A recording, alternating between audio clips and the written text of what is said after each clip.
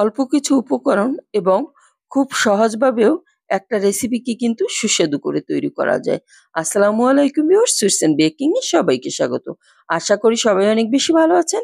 আজকে আমি কয়েকটা উপকরণ দিয়ে বরিশালের আঞ্চলিকভাবে যেভাবে হাতে মেখে ইলিশ মাছটা রান্না করে সেটাই তৈরি করে দেখাবো আমার মায়ের রেসিপিতে। আশা করি আপনাদের কাছে ভালো লাগবে। আর বাসায় তৈরি করবেন, এটা কিন্তু খুবই মজার হয়। আমি এখানে একটা ইলিশ মাছ নিয়েছি। দেখুন এখানে ৭ টুকরার মতো হয়েছে। আর এটাকে আমি প্রথমে মশলাটাকে মেখে তারপর রান্না করব। খুবই সিম্পল ভাবে, খুবই অল্প সময়ে। আমি নিয়েছি লবণ, দিয়ে দিচ্ছি মরিচের গুঁড়া। এখানে আপনাদের স্বাদ অনুযায়ী মরিচের গুঁড়া দিয়ে নিবেন। আরও দিয়ে দিচ্ছি 1/2 চা চামচ হলুদের গুঁড়া। দিয়ে দিচ্ছি ১ চা চামচ ধনে গুঁড়া। আর পেঁয়াজ দেব। আর কোনো মশলাই আমি এখানে ইউজ করব না। এই সামান্য কিছু উপকরণেও কিন্তু রেসিপিটাকে সুস্বাদু করে তুলতে পারে। দেখুন আমি ২ চা চামচ পেঁয়াজ বাটা দিয়েছি। দিয়ে দিচ্ছি 1/2 কাপ পেঁয়াজ কুচি। পেঁয়াজ কুচিটা হাতে একটু এরকম করে নিবেন, ডলে নিবেন যাতে সফট হয় পেঁয়াজটা। তারপর অল্প পানি দিয়ে আমি মশলাটা মাখিয়ে নেব সুন্দরভাবে। এটা মাখানো হয়ে গেছে। এখন মাছগুলি মেখে নিব মশলার সঙ্গে সুন্দরভাবে।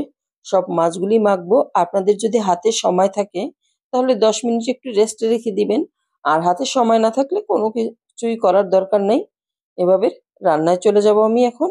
যে দেখুন চুলায় একটা প্যান বসিয়ে দিয়েছি, দিয়ে এতে দিয়ে দিলাম 1/2 কাপ পরিমাণে সরিষার তেল। ইলিশ মাছ মানেই সরিষার তেল।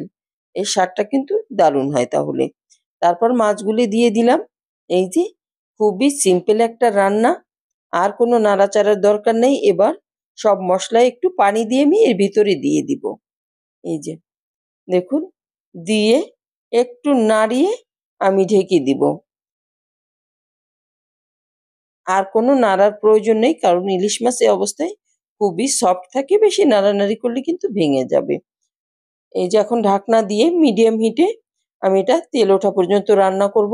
আর এর মধ্যে মাঝে মাঝে আমি প্যানটা ধরে নাড়িয়ে দেবো যাতে হাঁড়ির নিচে লেগে না যায়।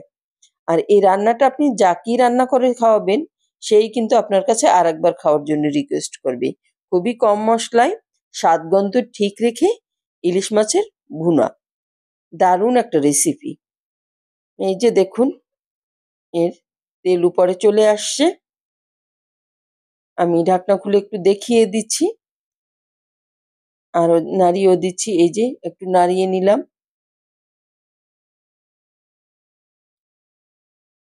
এখন আস্তে আস্তে করে আমি মাছগুলি উল্টে দেব। এর ঝোলটা অনেকটাই টেনে গেছে। এই অবস্থায় মাছগুলিকে একটু উল্টে দেবেন নরম হাতে, যেন মাছগুলি ভেঙে না যায়। এই যে আলতো করে আমি মাছগুলি উল্টে দিচ্ছি। রান্নাটা প্রায়ই কমপ্লিট। আরও ৪-৫ মিনিটের মতো আমি রান্না করব। এই যে দেখুন, এখন ঢাকনা দিয়ে আরও মিনিট ৫ মতো আমি লো হিটে রান্না করে নিব।